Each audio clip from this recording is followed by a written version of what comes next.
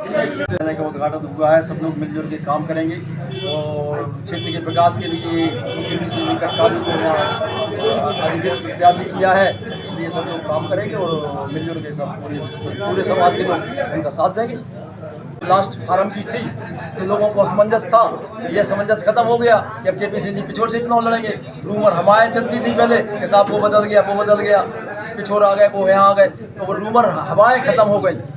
इसलिए केपी सिंह जी आज लास्ट तारीख थी 30 तारीख जो है नामांकन होना शिवपुरी से किया, पिछोर से नामांकन नहीं किया, तो स्थिति क्लियर हो गई कि केपी सिंह जी यहीं से चुनाव लड़ेंगे। इसलिए लेट तो कक्काजू के यहाँ अनुपस्थिति के कारण अभी उनके दौरा चल रहे हैं। अभी आज अपना बीरा खैरौना से लेकर तेजारपुर तक का दौरा था, तो क्या है बड़े नेता हैं, उनकी व्यस्तता रहती है, इस कारण उनके बहुत से लोग हैं ऐसे जो उनने आदेश किया और कार्यालय का ओपनिंग हो गई।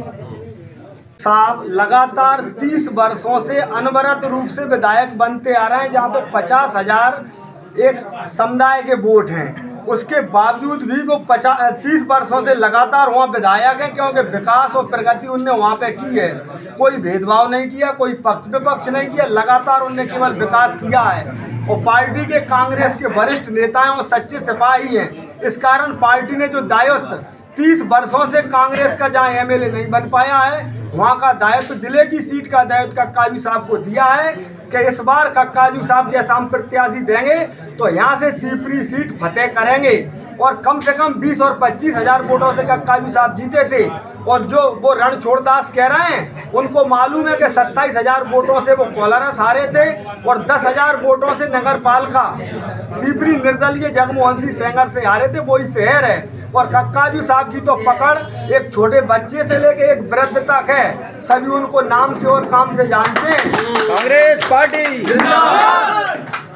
तो आगे की क्या रणनीति है? आगे की ये रणनीति है साहब कि सभी लोग बढ़िया चुनाव लड़ रहे हैं, और कक्काजू साहब तो पैसे वैसे का कोई काम की लेन देन का बिल्कुल मना करते हैं। पिछोर में तो बिना झंडा बैनर के वो चुनाव लड़ते थे, यहाँ भी कह रहे हैं कि भाई जो आदमी पैसा बांट रहा है वो ले लेना उसका, लेकिन जहाँ आपका मन करे उसको वोट देना।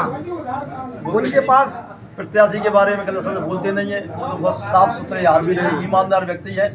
मध्य प्रदेश का पहला व्यक्ति होगा जो ईमानदार है। इतना हमने अपने जीवन में ऐसा व्यक्ति नहीं देखा जो बिल्कुल गरीब आदमियों की मदद करते हैं। हमेशा 24 घंटे आदमी उनको फ़ोन लगाता है तो फ़ोन पे उनका जवाब देते हैं, लोगों की पूरी भरसक मदद करते हैं, जिसका जीत का कारण उनका 30 वर्ष यही है कि वहाँ 30 वर्ष से जीत। तुम क्या हो क्या नहीं हो, कोई आलोचना उनकी करता रहे, लेकिन कोई मतलब किसी प्रत्याशी से नहीं। अच्छा, आखिरी सवाल है ये, कल प्रहलाद पटेल जी आए थे केंद्रीय मंत्री, उन्होंने कहा है कि दिग्विजय सिंह के जो रिश्तेदार हैं बिस्तर बांध के जाना पड़ेगा, इससे संबंध में क्या कहेंगे? देखो ऐसा है, विरोधी पक्ष के पास तो कोई काम उनके छवि खराब करने के अलावा कोई नहीं है मुद्दा, क्योंकि उनने आज तक कोई भ्रष्टाचार नहीं किया, किसी के साथ कोई गलत काम नहीं किया, इसलिए उनके पास कुछ नहीं है। तो वो शहर में कह रहे हैं कि साहब गुंडागिरी हो जाएगी, जो शिवपुरी शांति है, शांति देखना है तो 50,000 एक विशेष समुदाय के लोग वहाँ पिछोर में निवास करते हैं, लेकिन कोई भी गुंडागिरी, कोई भी भय, कोई भी भ्रष्टाचार वहाँ नहीं हुआ है। और शिवपुरी में कक्काजू साहब जीतेंगे और वहाँ पे भी ऐसी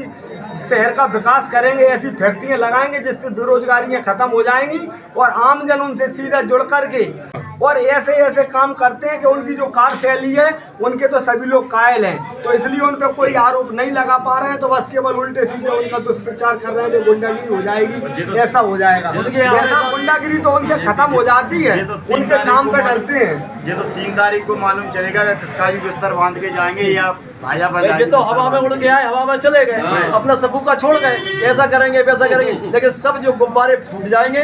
3 तारीख को सब लोग जश्न मनाएंगे, ठाकुर की कृपा होगी, केपी सिंह जी विजय होंगे। कांग्रेस पार्टी जिंदाबाद।